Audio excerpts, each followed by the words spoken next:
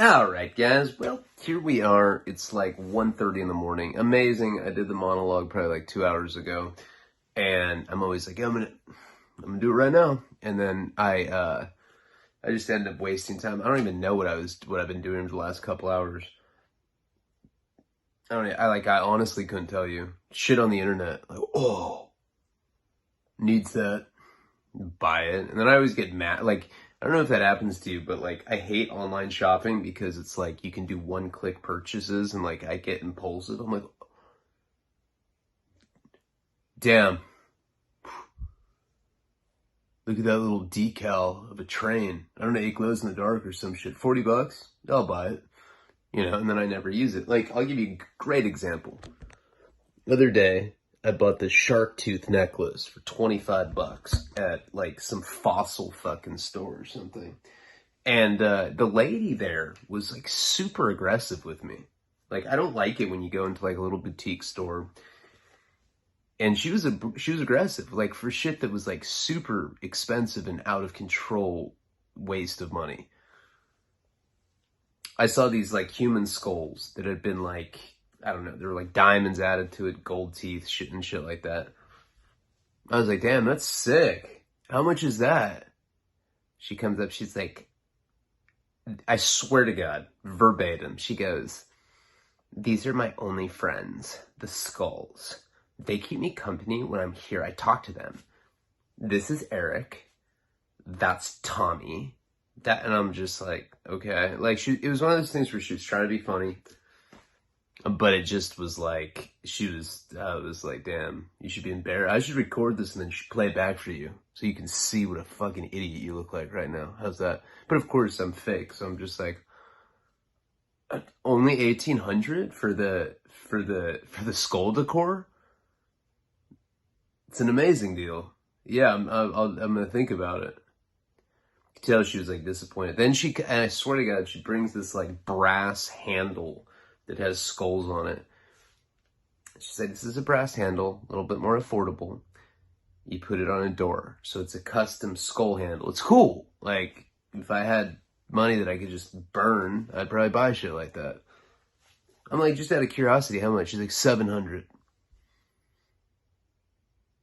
She's like, I'm going to need the security card on the back of your credit card. I was like, what do you mean?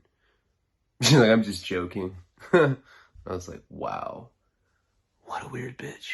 She was weird. Weird and bitchy. And then ultimately, I guess it worked because I bought this shark tooth fossilized necklace that I wore for like an hour. And then I felt super weird. I don't know. Felt like I was in like a Crocodile Dundee sequel or something. I don't know. It wasn't me. It just wasn't me. So anyway, man, I am tired right now. But so like last night I smoked weed before the video when I did the Beat Off Chronicles, which I think did turn out to be a good story. But when I smoke weed, I'm definitely not as good. I don't think, or maybe, I don't know. You tell me. For those of you that have seen it, let's get into the story. Because I'm tired and I know I had to focus on the upper tier videos and now I'm back to the origin stories for all tiers. And I'm going to try out some new stuff on other tiers as well. And I think we're actually going to get back to Shaky Jake. Someone was like, tell him to do the Shaky Jake finale. We are so far from that. I mean, I just started that series. That series I was like thinking would have like 50, 60 videos attached because I'm going through stuff in prison that I'd missed the first time that I talked about it, but we will get back to it. Promise.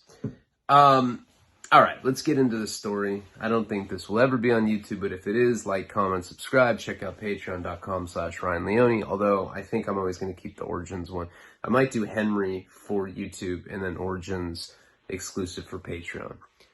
I've talked about it before. All right, get some goddamn energy, Ryan. Jeez. So where we had left off last time, this is how these different characters start coming together. They already have. Stacy brought me down to Allison's house. They were all on crystal meth. I got, surprise, surprise, I shot meth and I got horny and I went to the bathroom to beat off. I'm sure the Head and Shoulders bottle never smelled the same. sticking it up my asshole. Do you see that fly that keeps fucking going around? I'll fucking kill you, fly. God, I hate flies so much. It's so distracting to me. And you know how my ADD is too. Like, I don't know. Thinking about killing it and then starting over. Alright, I don't know. Fuck. I think Karina gets, hold on.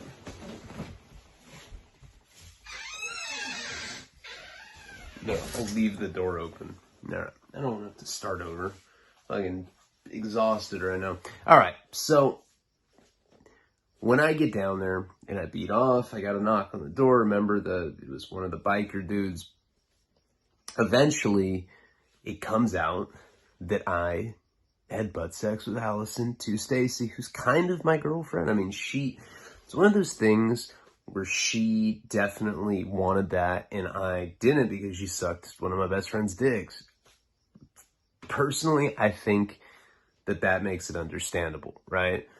You guys know the story when I was on acid at Jeff's house with this girl, and I like had the urge to lick her butt, and I did it tripping on acid. Think about that. You lick it, you're like, man, I don't know, it's weird. Every time I lick, I feel like I'm in space. I love acid. And I ended up going back to her house for a couple days. It was very odd because she was my friend. She was like a good friend, super tight friend of mine. And we just went on this like 2-day sex thing, and then it was like weird. It was like it never happened again. In fact, those videos that I posted a long time ago where I'm in Jeff's kitchen and I'm being interviewed about my ex-wife. It was like right when I met her. That was only like a couple, 2-3 weeks after this had happened. So it was like super weird. And then Jeff started dating her. I was like, God, man, you're a simp. Are you serious? It's like, I fucked her at your house. I went to her house, fucked her a bunch of times. And then I don't even remember where I went. I think I'd gone and like spent a week in LA with my ex-wife or something, and I come back and they're dating. And of course, Jeff's like, I've never felt like this before, man. I'm like, I'm happy for you, but aren't you a little, it doesn't bug you that I've like come on her face? Because I think of that every time I see you guys together. I see you, I see her next to you, but I see cum on her face. It's just how my brain works, bro. You know, and he ends up dating her for a long time, and then he broke up with her because he said she was a nympho. Yeah, she just, you know, she wanted to have sex way too much. I ain't no object, bro. Yeah, that's not suspect. Okay. I don't know. For me, there's never enough. Of anything, ever. But the point is that's why I wouldn't date Stacy. But she was really cool, really pretty. Like, I should have, but I didn't. I couldn't get past that. It wasn't just Maddie that she'd sucked up. It was like entire fucking, you know, social circles, like different social circles. I'm like, damn. You infiltrated the Pisces circle too? She's like, so I was going through a phase where I liked hot sauce. I'm like, okay. So eventually it comes out, and Allison, I guess had like manipulated Stacy into having a threesome with me. And I don't want to do it, but eventually they're like, well, Samantha is into you, is what they had said. And Samantha, you gotta like really understand that she was older than me. She was like 4 years older than me, and she was definitely like a popular girl in high school. She looked very similar, like as an adult, as she did when I knew her back then. You know? And it was like probably like one of those girls where like I'd see cleavage at a party and I'd talk to her. I'd be like, yeah, I'm not even looking at that. And then I'd like go home and just beat off and think about it. No, I wasn't that creepy. I don't think. I told Karina the other day on our anniversary, I'm like, you remember when you sent me a picture of you like in a bathing suit? I jerked off to that before we met. She's like,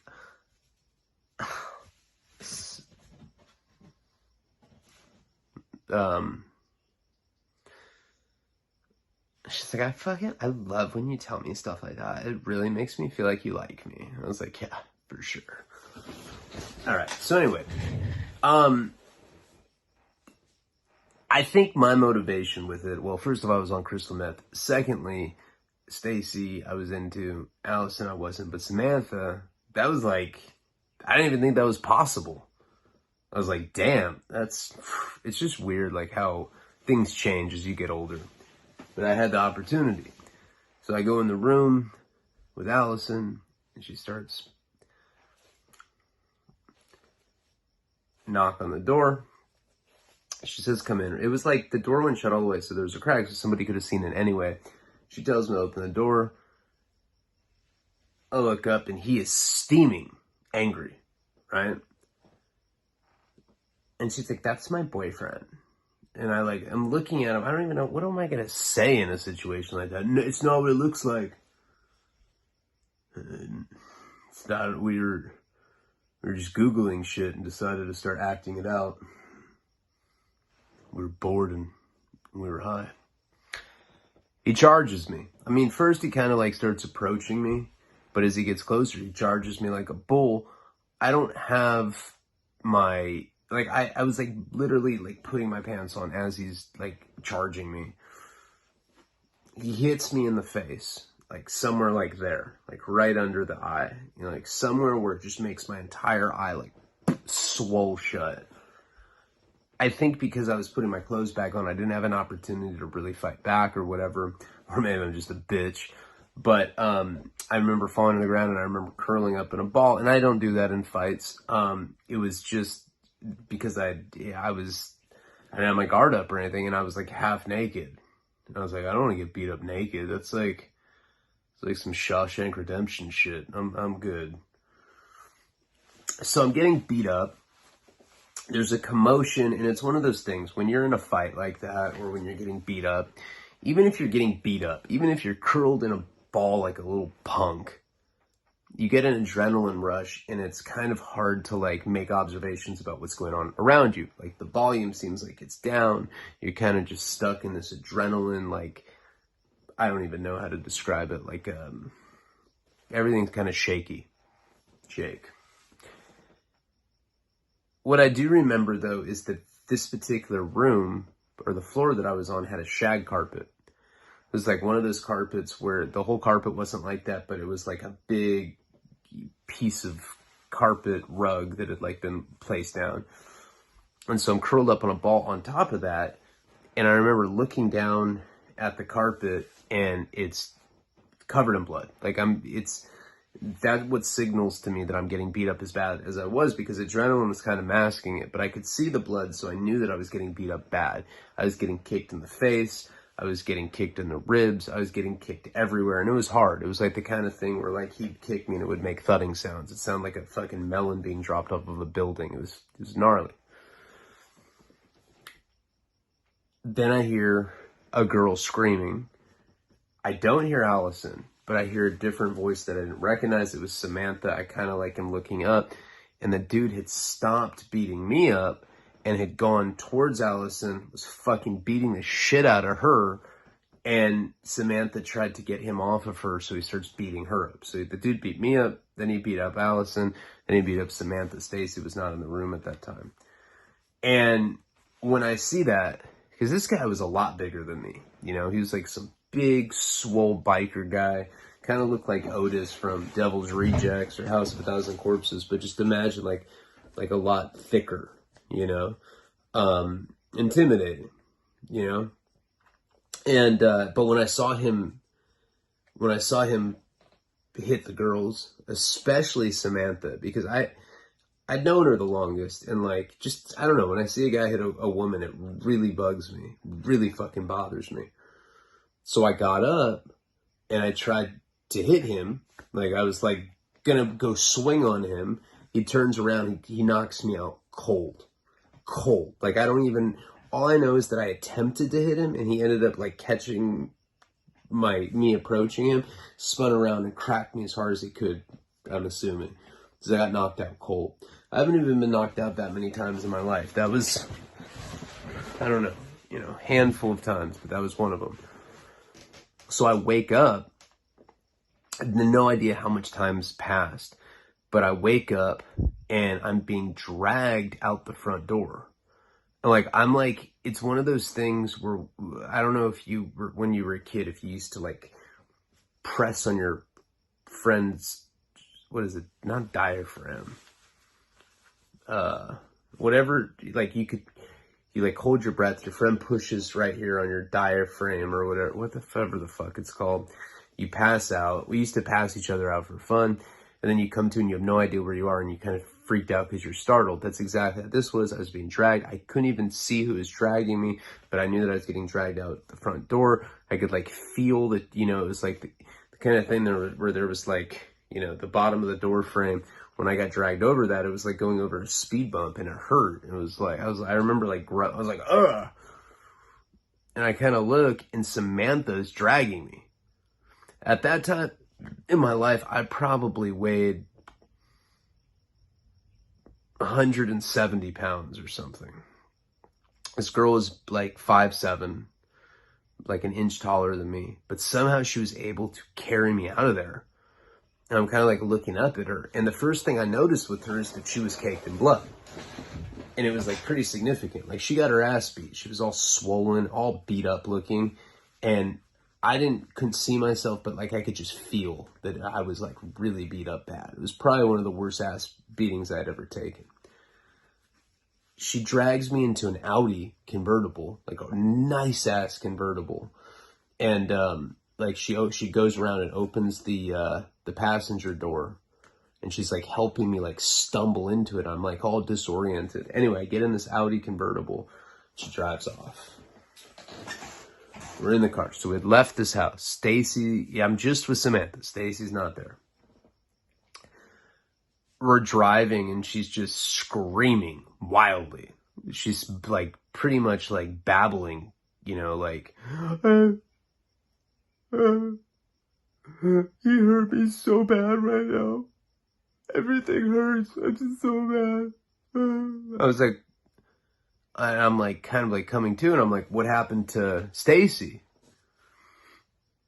I don't know. He went crazy.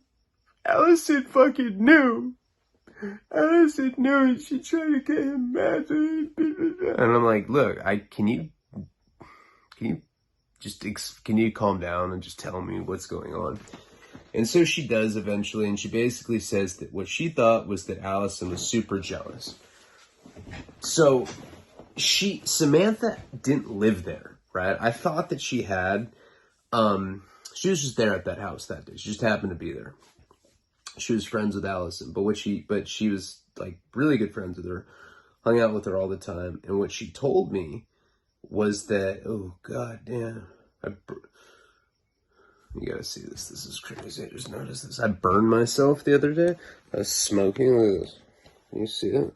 Let me see. You see this? I like dropped a cigarette in my boot and it like fucking left this blister. It hurts so bad right now. All right, anyway. That's neither here nor there. All right, so Samantha's explaining to me that she hangs out with Allison all the time, that Allison was like obsessed with me, like in love with me. And I knew that already because when you're like a weirdo like that, you make stuff up about people. Like only weird people do shit like that. She had said all that stuff about me wanting to kill myself and her losing 5 years of sobriety.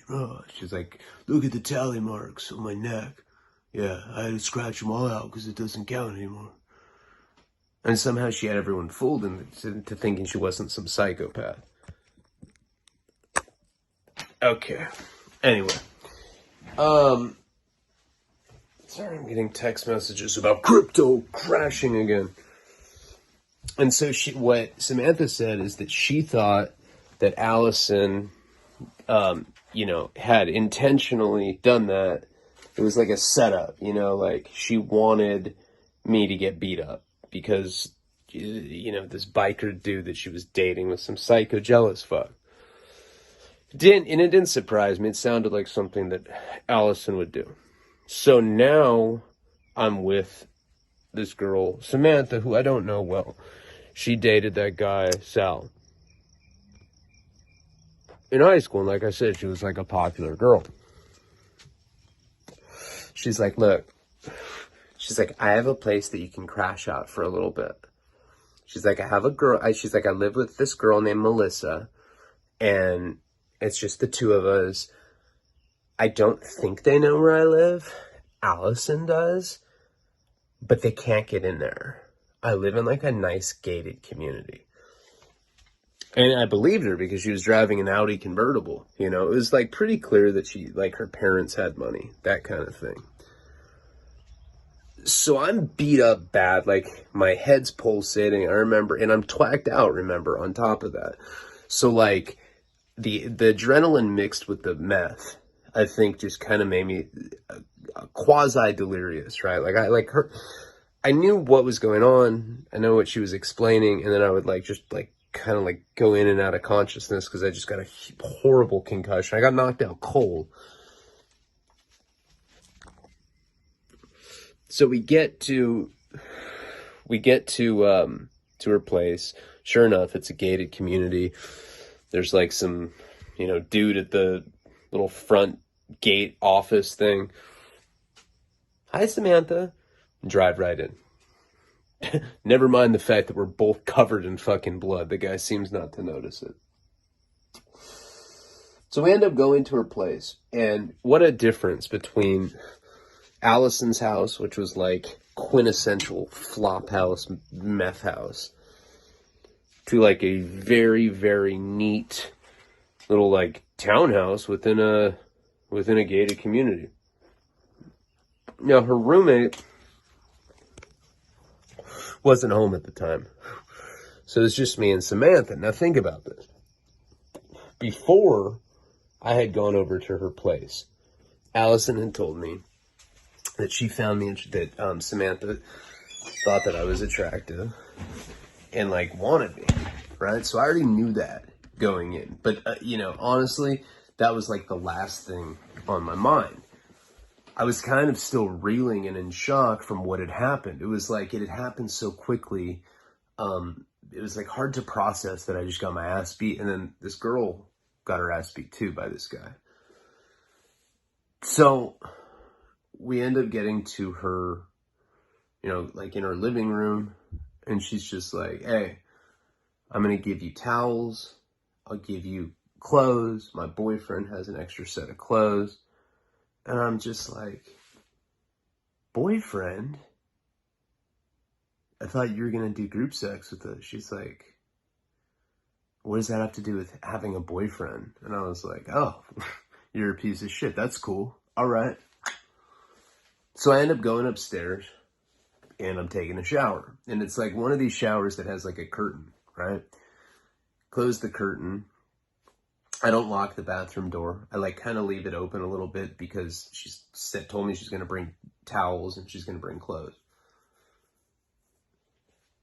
And I'm showering and I remember it was the water's hitting my face.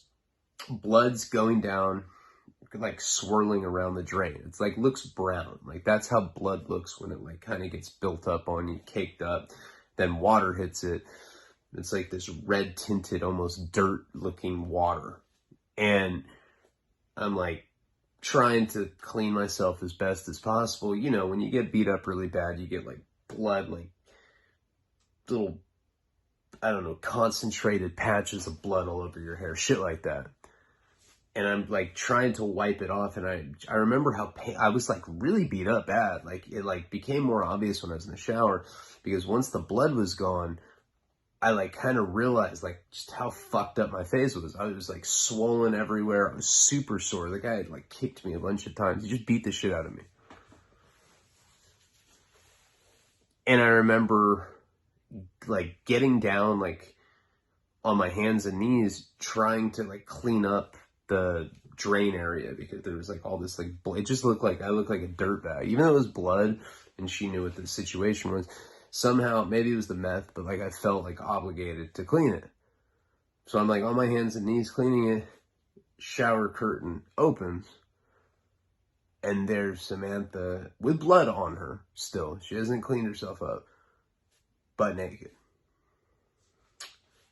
Steps into the shower. I'd never seen her naked. And I'm on meth. And I'm like, I'm just going to stick my middle finger in my ass. I'm thinking she's not going to even notice. She's probably high as fuck too.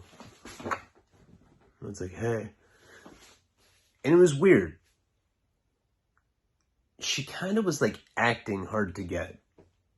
If you know what I'm saying. Like, she got in there and she was very professional. She had her side of the shower. I had mine. I stood up, of course, at this point. And she's just showering. Acting like she's not naked in front of me. She doesn't touch me. I don't touch her. Our asses kind of touch at one point. I'm like, oh, excuse me, I'm sorry. She's like, oh, no problem.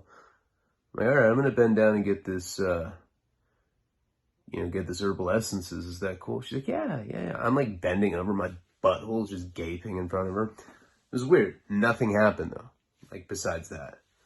But like, of course, in my meth mind, I'm just like seeing these replays of like some hot bloody chick. I'm like,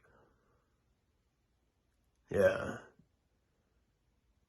Kind of feels like I'm beating off on Halloween right now.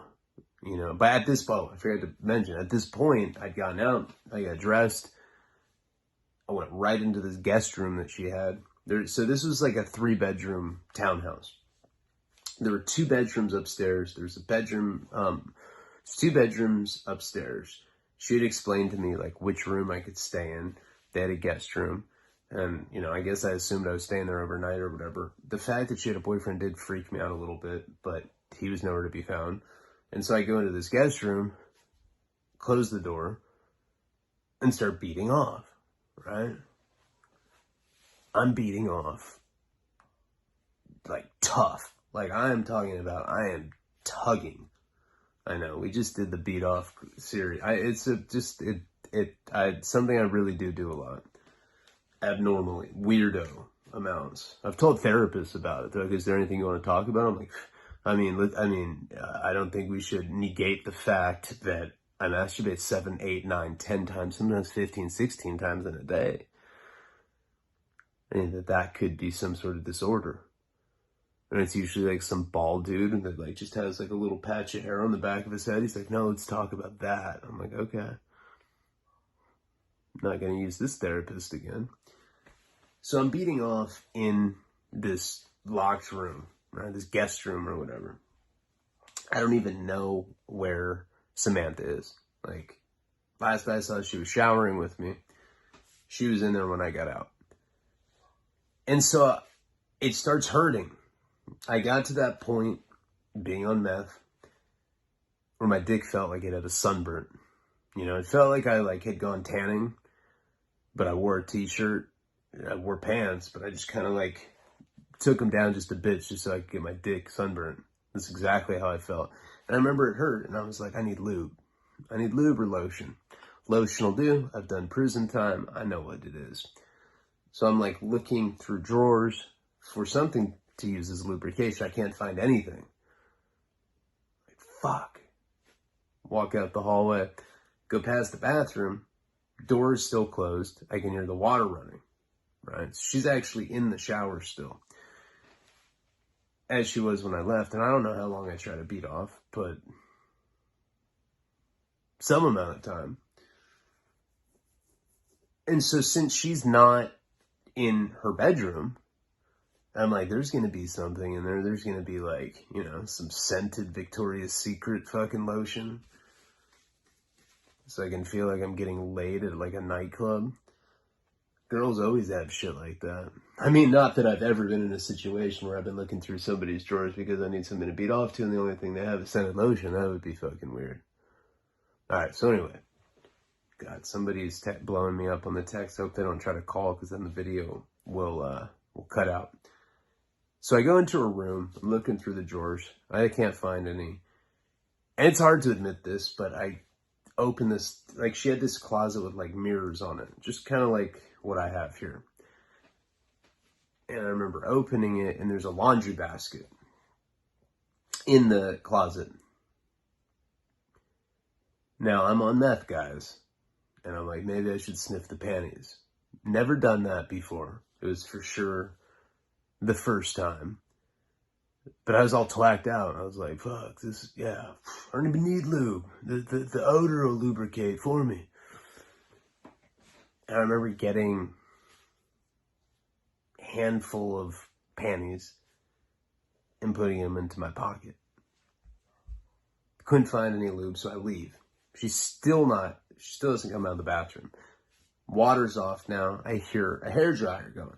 All right, so I've had a lot of girlfriends and I've lived with a lot of women, and I know that when girls get ready, when they get out of the shower, when they blow dry their hair, it takes forever.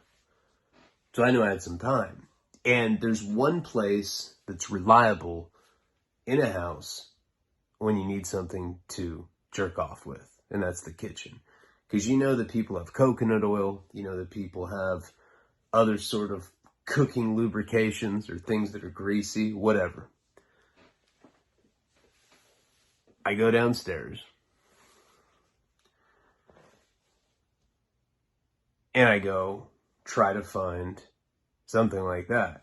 And I'm like looking up in the cupboards and everything. I don't know if you remember, there's another time that was very similar to this, and it happened with Crisco. And I remembered that in Crisco, I know it may sound weird, but it's one of the best things you can beat off to. Like, it really feels like it's something sexy and saucy. It feels like you're on some sort of softcore, like, Showtime adult series or something. So I get the Crisco out, I find it, right? Because I couldn't find coconut. That would have been my first choice, is coconut oil. I get the Crisco, and it comes in this, like, big, like, yellow, like, golden colored, you know, translucent bottle. Now, if I wasn't on meth, I probably wouldn't have been sniffing panties or, like, looking for something like Crisco to jerk off with. But I was on meth. And I'm one of those people, I've always been tormented by my compulsions and by my instant gratification. Like, I have no patience. I cannot wait. So I take the panties out right there in the kitchen. I'm right there, like out in the open. Like anybody could walk in and see me. And I take the panties out and I'm sniffing them. Sniff one pair and I'm like, oh, that must have been a Taco Bell day or something. That's disgusting. I throw it on the ground. Shouldn't have done that, but I throw the panties on the ground. The other, I had like 5. It's 4 or 5. The other pairs all had unique scents. Like, I remember one of them had like perfume laced with it. One of them like smelled like beach sandcastles, if that's even a thing. It just had like this weird like connotation to the beach, and I liked that one. And one of them just smelled like straight up woman. And I was like, it was like kind of like when you watch porn when you're on meth. You can't decide what image to stick with. It was the same thing with the scent because they were all a little different, and I was hyper aware because I was twacked out.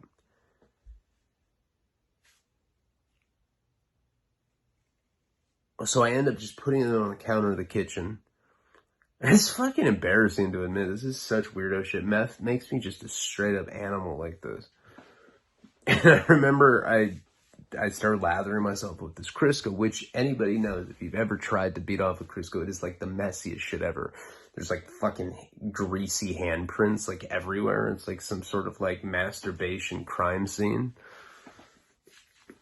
And I had the panties on the counter, so I bend over after I have the lube. I'm all lubed up with my Crisco, and I'm bent over in the kitchen, beating off while smelling the panties. I swear to God. Who knows how much time has passed, but like in my mind, I know that this chick she's got a boyfriend, right? And like, I don't know what the status is with that, but like, I'm not trying to get caught and beat up again. I'm already beat the fuck up. And she's upstairs, and who knows how long she's going to be. And she had a roommate. That was another thing. But I didn't care. I'm just bent over. I look like some feeding chicken, and I'm jerking off, sniffing panties with Crisco. No pornography either. I think by that point my phone was dead or whatever. I think that's why I got the panties in the first place. All of a sudden, I hear the front door open, right? So of course, naturally, I assume it's the boyfriend. I'm already paranoid. I start freaking out. I get my stuff. I get like my pants back on. I think I was wearing shorts. Whatever it was, I put them back on. I'm covered in this greasy ass Crisco, and I'm like looking for paper towels and I can't find them. So I just put it all over my clothes, and it leaves these like greasy ass stains, and I stink like Crisco too. And so I'm like just trying to play it off and like be as cool as possible and put stuff away. But I have all these grease stains on me, and I'm like trying to figure out how to get them off of me. I'm like going to the sink, and I'm like trying to like wash them off of me. Now it just is wet with grease stains, so it looks even worse. It looks like there was like some like fucking, you know, bisexual car wash going on somewhere. And I was like, yeah, no, it's for charity. For charity and dudes too. For dudes and, you know, for dudes that want money. That kind of stuff. And a girl walks in that I've never seen before. And she's like, who are you? Why are you standing in my kitchen? And I look at her, right? And like, I'm pretty good at coming up with some excuse on the spot, right? I pride myself in being able to do that, like with cops and shit. But because I was tweaked out, I just was stuck. And also I'm looking at this girl, Melissa, and she, honest to God, it was like love at first sight. I was like, I'm friends with Samantha, and she brought me here, so I'm here now. She's like, well, what the hell are you doing? I'm like, nothing. Just I was looking for hand soap, you know? I mean, I don't know. I was cooking shit with Crisco, and that's what happened. She was looking at me incredulously, like she didn't believe a fucking word I was saying. And then her eyes kind of like dart onto the counter, and there's this pile of her friend's panties, Samantha's panties. She's like, what the fuck is that? I was like, I don't know. Not mine. Probably Samantha's. She's like, no, I don't believe that. She's OCD. Samantha would never leave panties out on the counter like that. Did you put them there? I was like, look, I'm just going to go to the guest room. That's where I'm supposed to be. I'm feeling slighted, and I'm feeling a bit uncomfortable with the questions. I feel like you think you know something that you probably don't even know. So I end up going upstairs, right? I'm kind of like ignoring her because this girl, she knew that I was up to some perverted shit. It was just obvious. Like if you had seen it, like with the grease, and I left the Crisco out. So there's like Crisco, like, or I didn't leave it out. I opened up the cupboard where I put it, and I like kind of like left it. It was true. Samantha was OCD. Everything that she had was like super organized.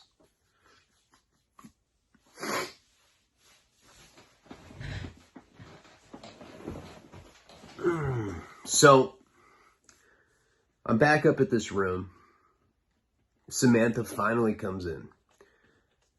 Who knows how much time I go on. And I didn't even beat off. Like I just went back up to the room and was like weirded out and paranoid because of this exchange I just had with this girl, Melissa. So Samantha comes in, doesn't knock or anything. She just opens the door. And she's like, were you going through my laundry? And I was like, no. Why would I do that? And she's like, because you're on meth. I'm like, no. She's like, Ryan, that's super, I feel uncomfortable right now. I'm going to be honest. Like, you went into my room, you went into the laundry bin, and you took panties out, and then you left it on my counter? It's not cool, bud. I'm like, okay. I was like, I did it. So what? She's like, did what? I'm like, I stole your panties so that I could sniff them and beat off. She's like, ew. Seriously, Ryan? Ew. I don't know. You can stay here overnight because I know you got beat up and I know you're trying to save the day or whatever, but then you got to go in the morning, you got to make arrangements. I'm like, all right. So that night, I end up charging my phone. I don't hear from Stacy, which concerns me because of the nature of what had just happened there. I mean, think about it. Some really gnarly, like, biker meth head dudes had beat up a girl and beat the shit out of me, and then beat up Samantha, who had brought me to her place. You would think that shortly after that, I would do a cannabis or a CBD cigarette. I was looking for those. Just calm me down. So I was like a little bit concerned about Stacy, but like, to be honest, I was like kind of scared of these dudes because I got beat up that bad. Like, I knew that if I went back, that it would turn into something like that again. I also thought that because they had told me that Samantha, was into me or whatever, that I was going to her place and that it would just turn to some sexual shit, especially after she took the shower with me. But it didn't. The thing with the Crisco and the panties definitely freaked them out. And so I stayed in that room all night beating off and, whatever. It was just weird. Like, it's the kind of thing, like, meth does that. And then, like, you jerk off all night and then you finally come and you're like, what the fuck was I just doing? Jesus Christ. That was like 6-7 hours of this shit. And it was that kind of night. Next morning, Melissa knocks on my door, right? And I open it and it's her. I hadn't slept or anything, And she's like, hey. She's like, you're from Santa Barbara, right? I was like, yeah. And she's like, okay, well, I'm going on a job interview in Santa Barbara today. And Samantha wants me to bring you back there. Now, imagine how awkward that was for me. Like, think about how I met her. I got to pee, too. Let's just pee outside. And I'm like, I'm sorry, because I know it's weird. I'm holding my dick, and I did this yesterday. I've been drinking a lot of water because I've been working out. Worked out today, drank a lot of water, and I don't know, I feel nervous. I know, some people get mad. Oh my God, look what he's doing. Yeah, don't act like you don't do this. Yeah, I can even make kind of like cool, like, drumming noises. That's my balls. It's not even... Alright, anyway. So, I didn't do any more meth, by the way. Like, the meth that I had done, but I shot it. And when you shoot meth, it seems to last for a lot longer. You're higher for longer. So, I never really got to talk to Samantha about Sal and how she was claiming that he had murdered his ex or whatever. And, like, that's something that I was pretty interested in because I hadn't heard it. And just kind of seemed like the end. Plus, I still hadn't heard from Stacy.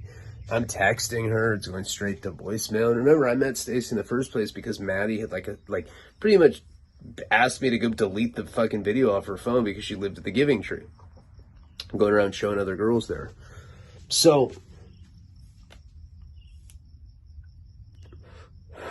I'm in the car with Melissa. Now, quite honestly, this girl was one of the hottest girls I've ever seen. Ever. She was a fitness model that had turned into a fitness instructor. And at that time, she was teaching CrossFit at universities. And she was trying to get a job at UCSB. So, she was like, not a meth person or a drug person. At least it didn't seem that way, at this point. Thought she was just, and that happens sometimes, in the drug world, you come across people that have kind of normie roommates, and the roomies have no idea, like, what kind of weird stuff is going on. But it was awkward. And so we're driving, and she's listening to, like, Sheryl Crow and shit, whatever it was. We're not talking, and we're in Orange County, it's probably like a 2.5 hour drive up to Santa Barbara. So for the first 30 minutes or so, we're not talking. And then she turns the radio down, or the music or whatever, and she's like, so I'm bored. Let's have a conversation. She was very mature, much different than like other girls that I was used to, you know, at that point. So she's like, what do you do for a living? I was like, I'm a writer. And at that point, so this is in 2000, I just left the psych ward. Like I'm in between like couch surfing with Jeff, and I really had nothing going on in my life, but I was a writer. My book was already out. I was like, I wrote a book called Wasting Talent. She's like, no way. She's like, that was my boyfriend's favorite book. I was like, what do you mean was? Did he read something better? She's like, no, he died of a heroin overdose. And I was like, oh my God, I'm so sorry. Like, I didn't mean to. She's like, no, it's all good. She's like, but he read your book and he used to talk about you all the time. He said that, like, you know, it was like his favorite book. And I run across that here and there. Very, like, not that often back then. Much more so nowadays because YouTube has helped get me out there more. But I was really surprised to make that connection. Now, as soon as she found out that I was a writer, her entire attitude shifted of me, right? Like, completely shifted. Now she was, like, super gregarious, super amicable, polite, interested in what I had to say, and I started telling her my whole story. I told her, like, my entire life story, pretty much.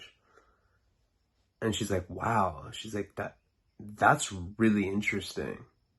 Okay. She's like, I probably shouldn't have judged you as much as I did, but you gotta understand where I'm coming from. Think about how weird the whole situation was. It was weird, right? I was like, yeah.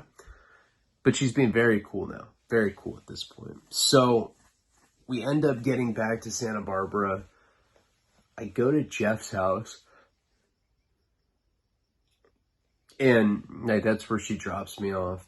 I still haven't talked to Stacy, like I said.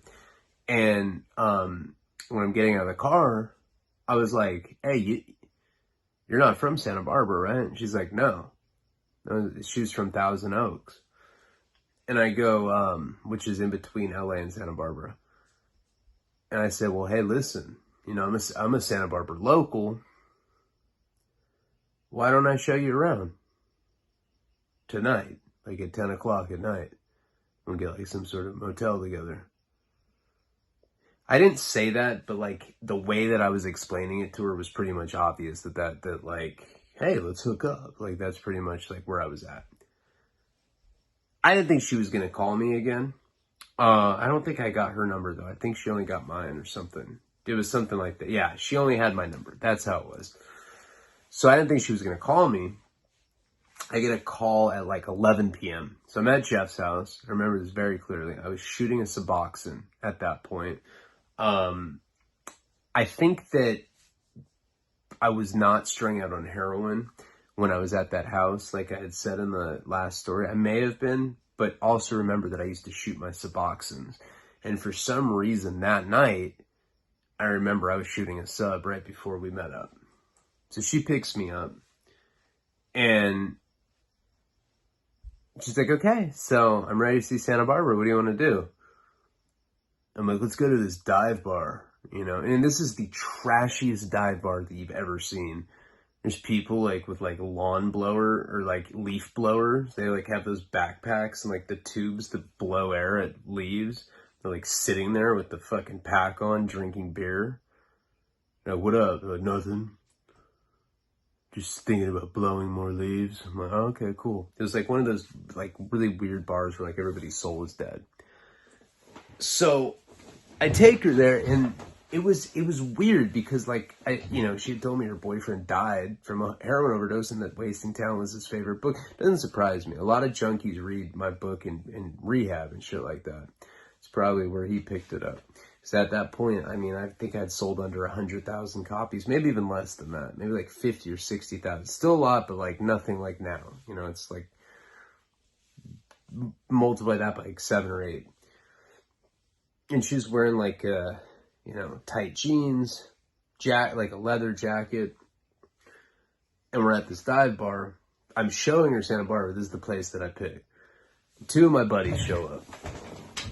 My friend Connor and my other friend, God, I forget what we called him in the story, but he's from the Naked Girl story, from the $20 tier. He's the guy that had that naked girl at his house, and he, you know, he's like turned out to kind of be a creep. He was there with that guy Connor, and Connor at that time was, I don't know, he's just partying. Let's just leave it at that. So they see me, and these guys are like the biggest perverts I know. One of them had inherited all that money. He used to like rent out entire strip clubs and like smoke crack with all these strippers, and he's just a straight baller. And they see me with this girl, they start buying me drinks, right? Buying her drinks. I don't have any money. And eventually, somehow, I drank that night with her and them, and we wind up back at one of their places. So it's like me, her, and 2 dudes. And I'm like, guys, I haven't slept for a couple days, but I kind of see where this night's going. No way. And they're smoking crack. I partake in it a little bit. And I end up waking up the next day, and Melissa's just passed out on my chest. I'm not wearing a shirt either. And I'm like, I like wake up and like peel her arm off me, and I'm like, hey, did we bone last night? And she's like, no. Like, you smoked crack and then somehow you passed out. She's like, I've never seen that happen before. So she like had dated a junkie. So she like knew drug stuff because of that or whatever. Now it's the morning, and now the meth has kind of worn off. I just feel hungover from the night before. Because when you're on crystal meth, you can drink like a fish. You can just keep drinking and drinking and drinking. You could stick a fucking straw in a pool if it had alcohol in it, and you'd be like, that's it. No. Drank the entire pool. I'm so wasted. We could do anything right now and I'd probably forget about it. So I'm telling my friend Connor, I'm like he's there. This is his house, right? Or apartment or whatever. And I go, look, bro, I have to fuck this chick. There's no way around it, bro. He's like, well, you can't do it here. He's like, I'm subleasing, and the person who's actually on the lease is going to be here today to like inspect it to make sure I didn't fuck the house up.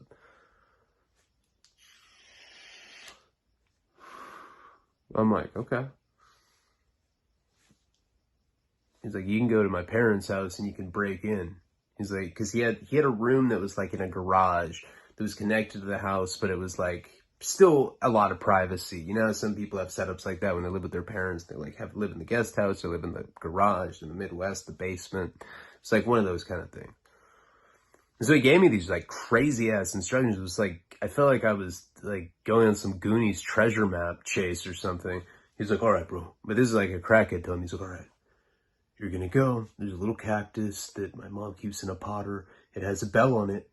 Ring it twice for good luck. That usually kind of like, you know, is a repellent for her and she won't show up.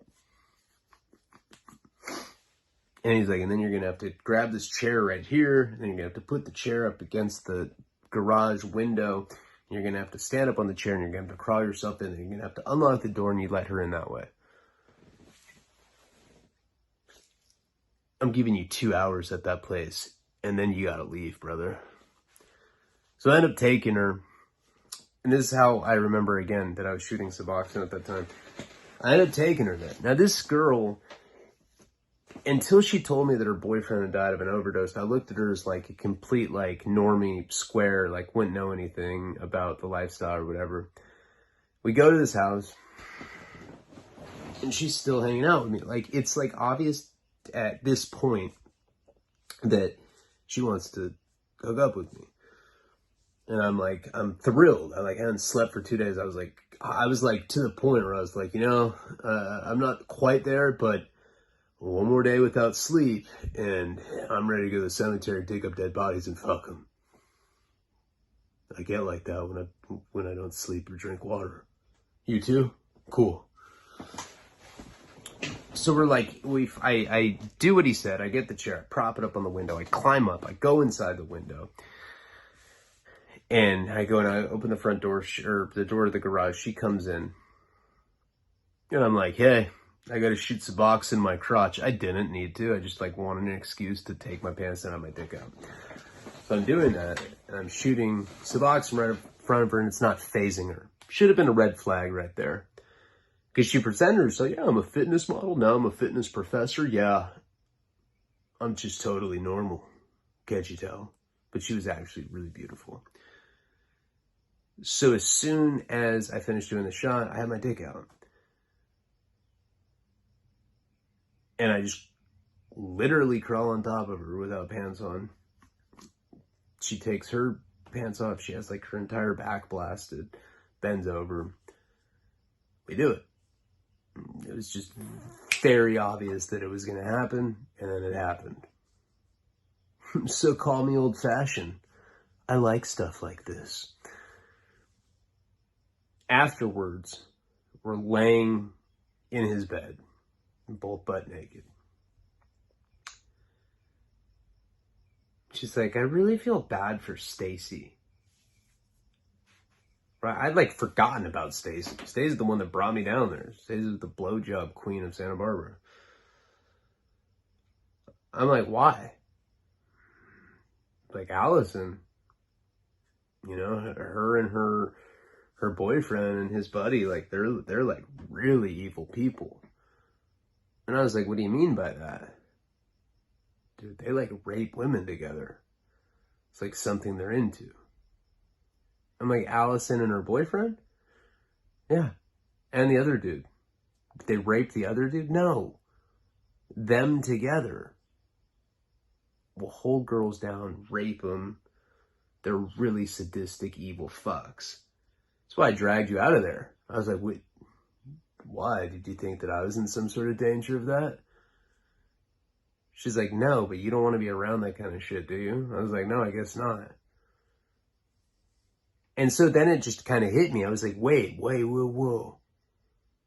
Are you telling me that... Are